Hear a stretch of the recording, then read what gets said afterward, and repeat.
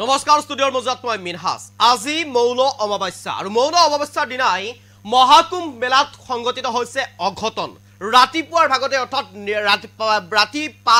2:30 যি স্নান কৰিবলৈ ত্ৰিবেণী সংগমত স্নান কৰিবলৈ ভক্তৰ হেঁচা ঠেলা লাগিছিল আৰু সেই হেঁচা ঠেলা লগাৰ সময়তেই প্ৰায় বৰ্তমানলৈকে 15 গৰাকীতকৈ অধিক ভক্তৰ মৃত্যু হৈছে মহাকুম্ভ মেলাত আৰু মহাকুম্ভ মেলাত ইতিমধ্যে এই অঘটন সংগঠিত হোৱাৰ পিছতেই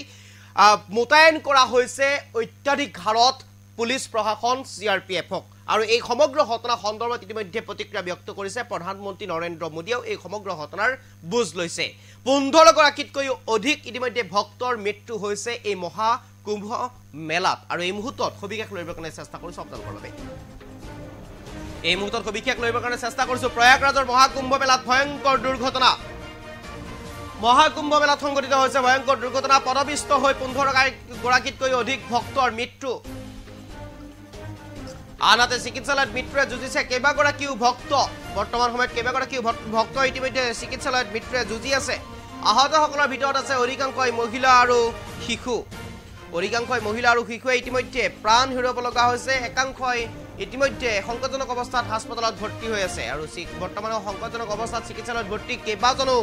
ভক্তক ত্ৰিবেণী সংগমৰ বেৰিকেড ভাঙি স্নান কৰিবলৈ আগবাঢ়িছিল অজস্ৰ লোক আৰু সেই সময়তে সংঘটিত হয় ভয়ংকৰ ঘটনা আৰু সেই সময়ত ভক্তৰ ভিৰ আৰু দৌৰাদৌৰি ফলতে পদবিষ্টৰ ঘটনা সংঘটিত হৈছিল অৰ্ধশতাধিক এম্বুলেন্সৰ যোগেদি আহতসকলক ইতিমধ্যে হাস্পতালত ভৰ্তি কৰোৱা হৈছে অৰ্ধশতাধিক এম্বুলেন্সৰ যোগেদি আহতসকলক হাস্পতালত ভৰ্তি কৰা হৈছে পৰিস্থিতি নিয়ন্ত্ৰণ কৰিবলৈ আৰক্ষীৰ লগত সেনা আৰু NSC মোতায়েন কৰিবলৈ বাধ্য হৈছে আৰু আৰক্ষী আৰু NSC ইতিমধ্যে মোতায়েন কৰা হৈছে সেই প্ৰয়াগৰাজত আনহাতে আজি আছিল মৌন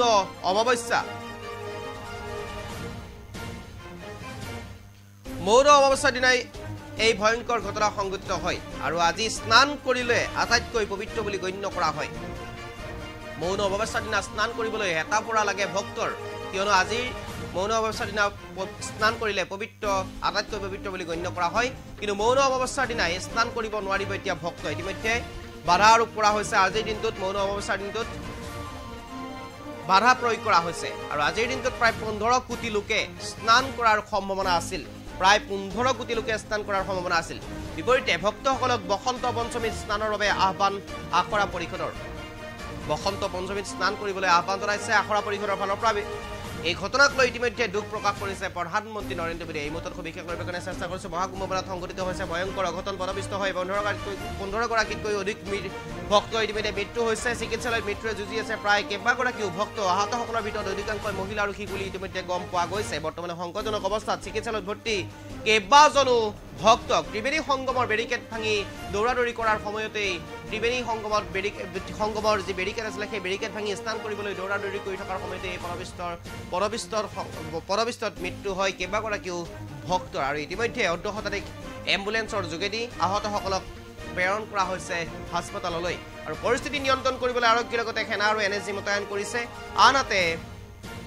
আজি আছিল মৌন অমাৱস্যা আৰু আজিৰ দিনটোত স্নান কৰিবলৈ গৈ আজিৰ দিনটোত স্নান কৰাৰ কথা আছিল 15 কোটি ভক্তৰ কিন্তু আজিৰ দিনটোত এতিয়া মৌন অমাৱস্যাৰ দিনা যদিও স্নান আটাইতকৈ পবিত্ৰ বুলি গণ্য কৰা হয় কিন্তু আজিৰ দিনটোত ইতিমধ্যে বন্ধ কৰি দিয়া হৈছে পৰিষদৰ ফালৰ পৰা আৰু আখৰা পৰিষদৰ ফালৰ পৰা বন্ধ কৰি দিয়া হৈছে আৰু এই ঘটনাক লৈ ইতিমধ্যে দুখ প্ৰকাশ কৰিছে প্ৰধানমন্ত্ৰী নৰেন্দ্ৰ